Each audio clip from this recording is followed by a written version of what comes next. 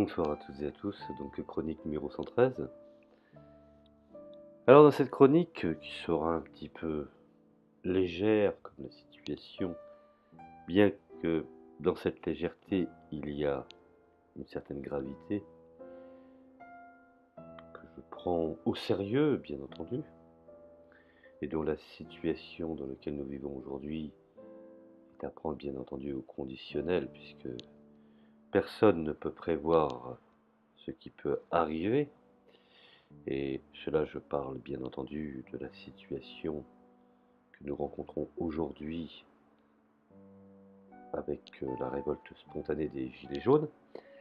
Et à ce propos, je voudrais un petit peu, et c'est pour les raisons pourquoi je vais intituler cette chronique L'arroseur arrosé, car je viens de voir une information sur le site syrien Sana, assez intéressante,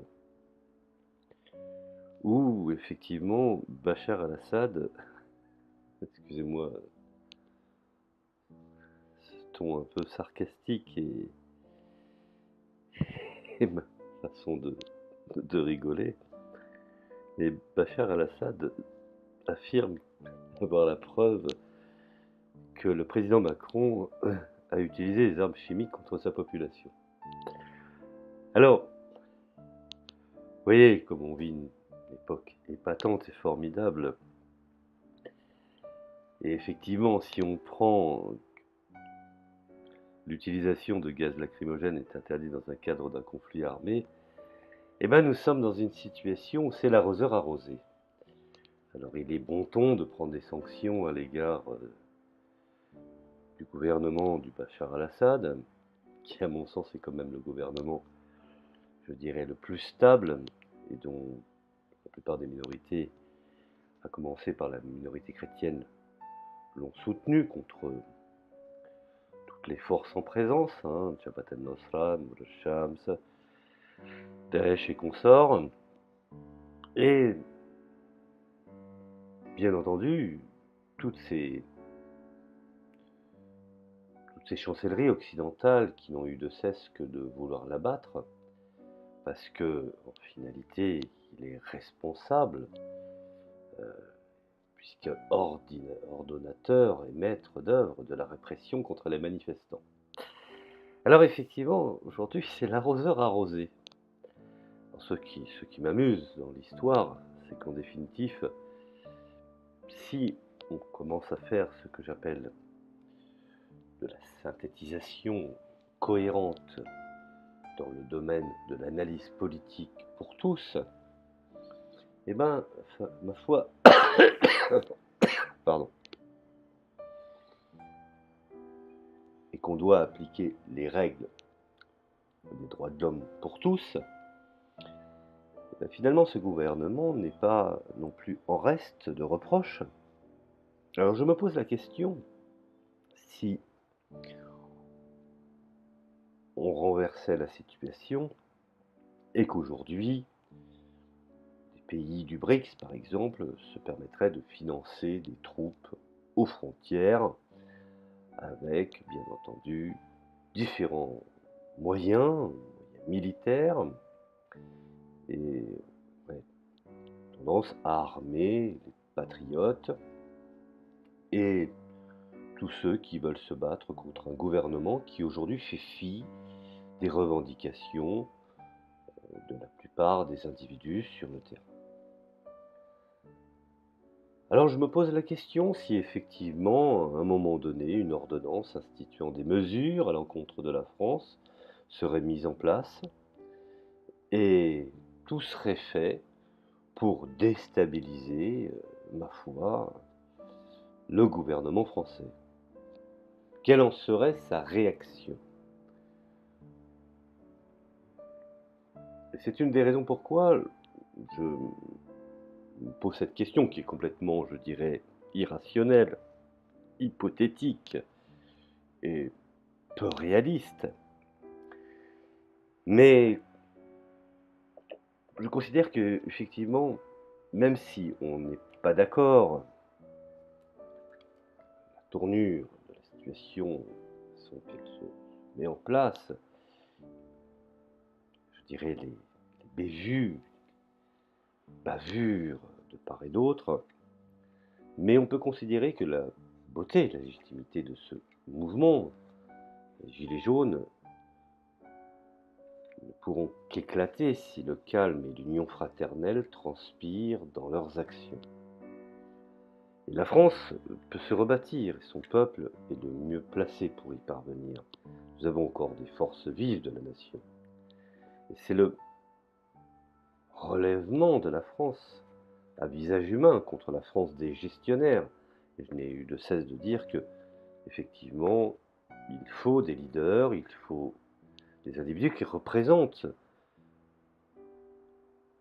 notre pays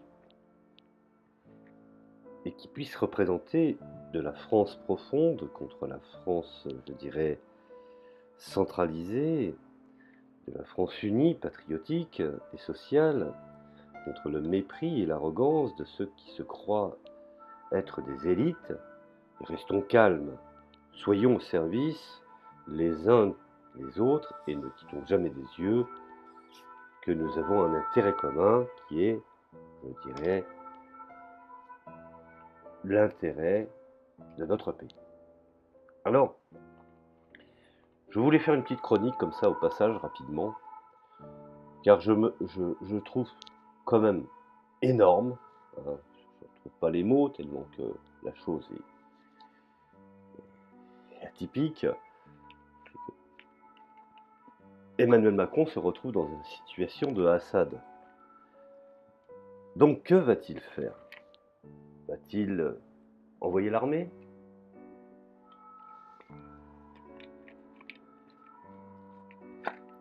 Voilà, c'était une petite réflexion rapide, car il est toujours difficile de se retrouver dans la peau de celui qu'on combat, et de celui qu'on nous reproche de ne pas respecter les droits de l'homme, ou la volonté du peuple.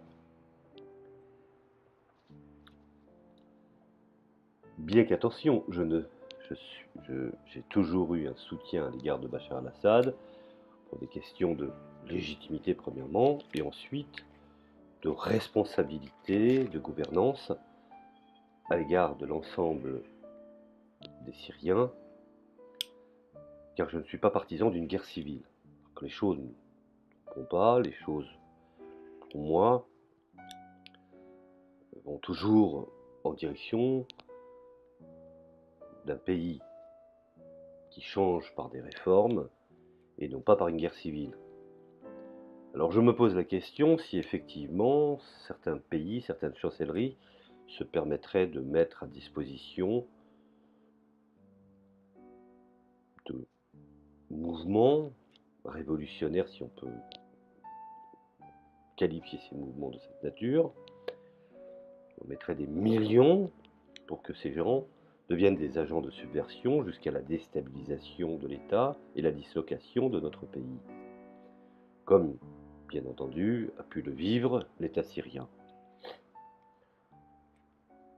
Donc c'était une réflexion personnelle pour considérer que les États sont souverains et que c'est au peuple de faire leur changement et ce n'est pas à des pays étrangers d'intervenir et surtout d'armer des minorités afin de déstabiliser l'ensemble cohérent d'une nation.